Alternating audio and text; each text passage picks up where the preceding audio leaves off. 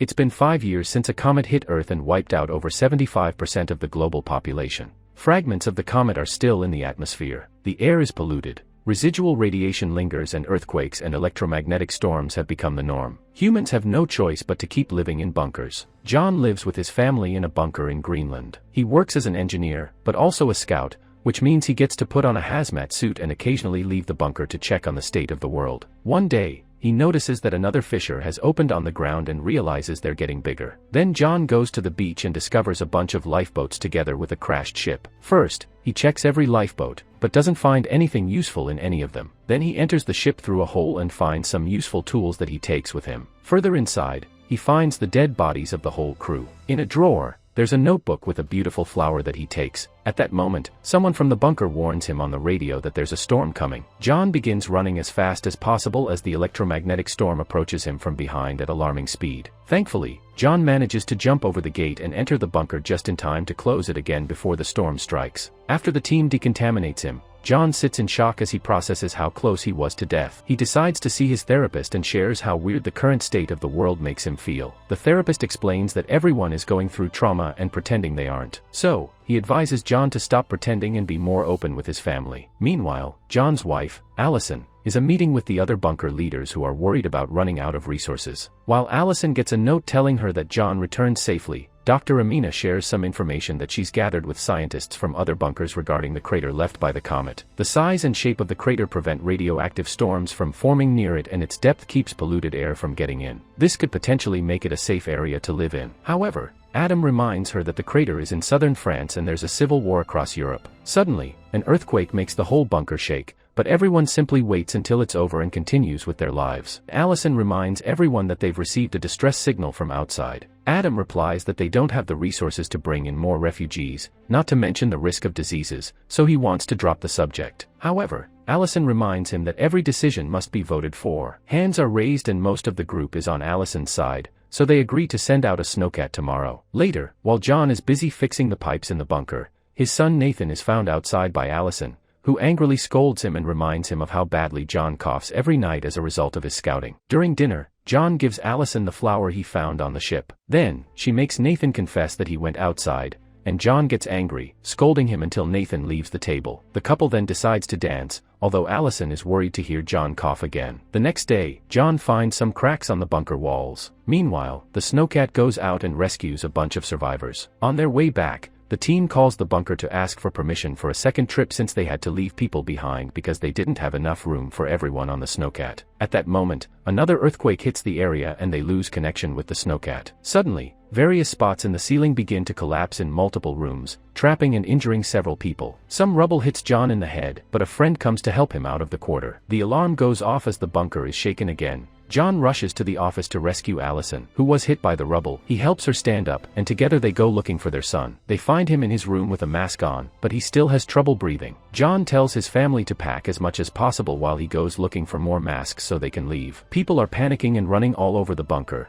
but John still manages to reach the lockers and comes back with some masks. Nathan immediately starts feeling better, so the family starts making their way out. Since the shaking continues, the walls are beginning to crumble. A desperate crowd is gathered at the exit, which is only partially open, so John guides his family to the east tunnel. Unfortunately, they discover the tunnel has collapsed, but since this is their only choice, John makes his family crawl under the rubble. John presses a button to open it and the powerful engine causes the room to start collapsing faster. The family runs quickly and makes it outside safely. Survivors are running all over the place while geysers start to shoot water. The couple loses sight of Nathan and runs back to find him helping a fallen Amina. The family brings her with them as they run to the beach where the survivors are climbing on the boats to try to escape. So many people pile up that one of the boats ends up falling on its side. Some desperate survivors use the chance to try to steal Adam's mask. A guy jumps on John and manages to steal his mask before he and Allison drag Adam to the shore. There's only one boat left, so John guides his family and a few survivors to board it quickly. The survivors outside cling to the boat until it finally takes off. At that moment,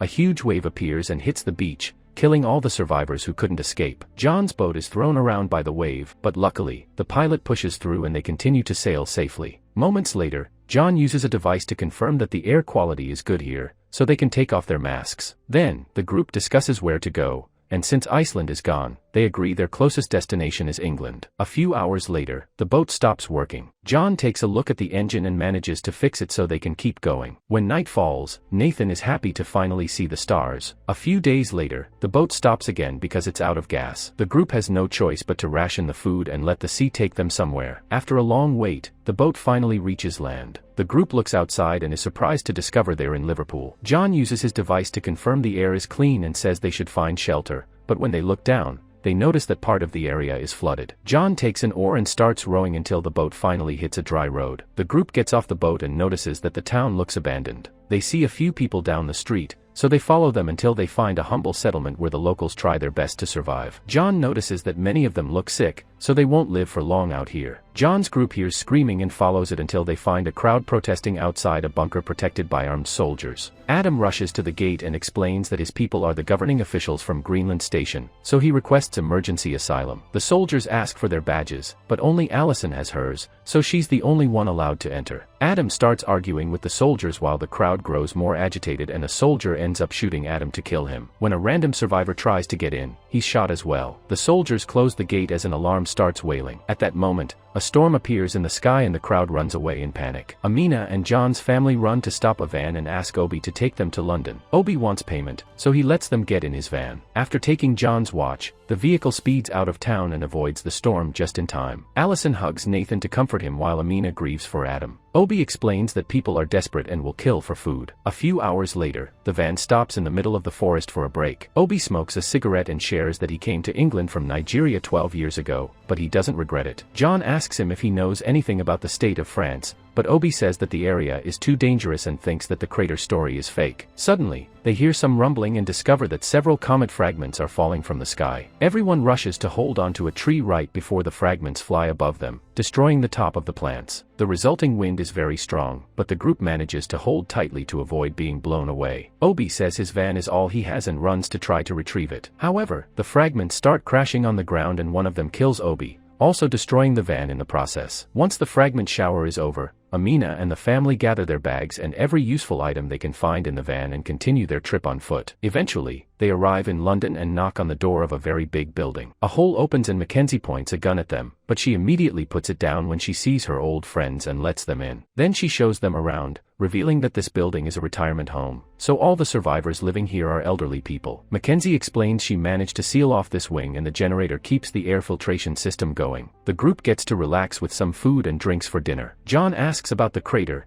and Mackenzie says she's heard the rumors, but she doesn't know if they're real. Screams and gunshots can be heard on the streets, and Mackenzie confirms that London isn't safe anymore. Later, Allison tries to sleep, but she keeps hearing John coughing in the bathroom. When she looks in the sink, she discovers blood. John tries to claim it's a normal nosebleed, but Allison doesn't believe him. So, John reveals his secret. A doctor in the bunker told him that bleeding is a symptom that means he has 6 to 8 weeks left to live. Allison has a breakdown and wants to stay in the retirement home to spend John's last days quietly as a family. However, John refuses to die there and instead wants to find a new home for his family so he can die in peace. The next day, Mackenzie gives them one of the many abandoned cars from the retirement home and a gun to defend themselves. After Mackenzie hugs them one last time, Amina and the family leave. A few hours later, while crossing the countryside, suddenly, a bullet destroys a car window and hits Amina, instantly killing her. Some men in the bushes keep firing at them. John immediately gets into position behind the vehicle and starts shooting back, killing the robbers one by one as they come closer. John runs out of bullets, but thankfully Allison has a second gun and shoots the last man before he can hurt them. After taking a moment to comfort each other, the family digs a hole and buries Amina. John says some prayers as a final goodbye. A couple of hours later, the family arrives at a big desert area and realizes this is what's left of the English Channel. As the trip continues, they see lots of ships and containers on the ground, including a whole Spanish galleon. A few miles later, they find the way blocked by a bunch of cars and survivors that aren't moving. It turns out there's a huge chasm between England and France that can only be crossed by walking on a very dangerous rope bridge. So, John goes first to serve as an encouraging example. The family starts walking on the rope very slowly and carefully. When John coughs, he almost slips but recovers quickly. Suddenly, a very strong wind begins to blow and pushes the bridge, so everyone has to hold on extra hard to avoid falling. Thankfully, the wind stops quickly and the family can keep advancing until they make it to a rock formation in the middle of the chasm. 2 ladders link the rocky formation to the other side of the abyss. The trio gets on the ladder and starts crawling. However, they have to stop and hold tight when the earthquake strikes again. Rocks fall from the chasm walls and soon the rope bridge breaks, sending various people to their deaths. On the other ladder, a man sees that the bridge doesn't exist anymore and turns around, pushing another guy into the abyss in the process. That ladder is starting to slip, so the man jumps and lands on top of Nathan right before the rocky formation crumbles, causing the second ladder and a few people to fall. The desperate man can't hold on and also slips to his death. So, the family hurries up and finally reaches France safely. Now, the trip continues on foot. However, no matter how much they walk, they just keep seeing a wasteland. Suddenly, they hear a gunshot and find Dennis pointing a gun at them. He lowers it when he realizes that they aren't robbers and offers to take them to his home. Minutes later, the group makes it to northern France. Dennis is currently living in an old factory, which he's powering with the engine of a car that in turn is powered by solar panels. He introduces them to his daughter Camille and his wife, who is mute and wheelchair-bound because the radiation affected her nervous system. During dinner, Dennis learns that John's family is trying to reach the crater and warns them that the area is extremely dangerous. Only 2 cities are standing and people are fighting for control of the crater. Camille takes Nathan to her room and shows him all the cool stuff Dennis has scavenged from other buildings.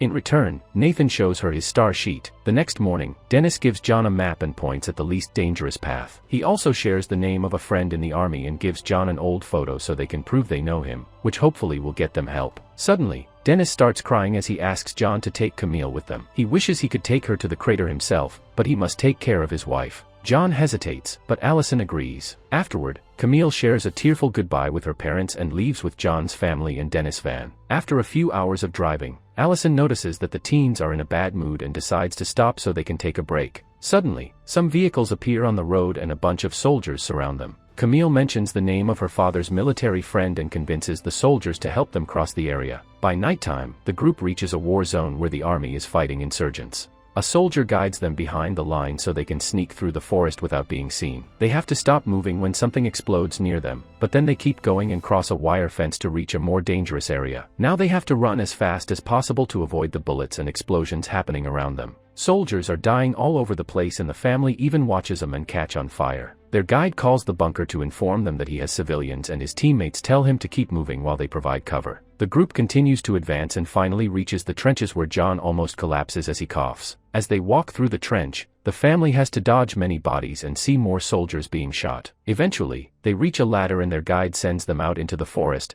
telling them to just walk ahead until they find a camp. In the morning, the group finally finds the military settlement. Camille notices some mountains that weren't there before, and John concludes they must be close to the crater. When they ask a soldier about Dennis's friend, they discover he's dead. The other soldiers don't want to help them, so John tells them he's dying and only wants to protect his family. A man takes pity on them and gets them a spot on their bus. John's family and a few other survivors leave in the bus that will take them to the crater. However, the trip is interrupted when something explodes on the road. Suddenly, the bus is surrounded by insurgents, so a soldier goes out to fight them, but he's immediately shot down. Then, an insurgent kills the driver and forces all the refugees to get off the bus. John sends his family out, but stays behind to jump on their insurgent and start a fight. Another armed man wants to help his partner, but a refugee hits him in the head with a rock to bring him down. Inside the bus, 2 gunshots are heard. John comes out victorious with a gun, but also reveals he was shot. Everyone boards the bus again, and Nathan keeps pressure on John's wound while Allison drives. Moments later, they make it to the top of a new mountain,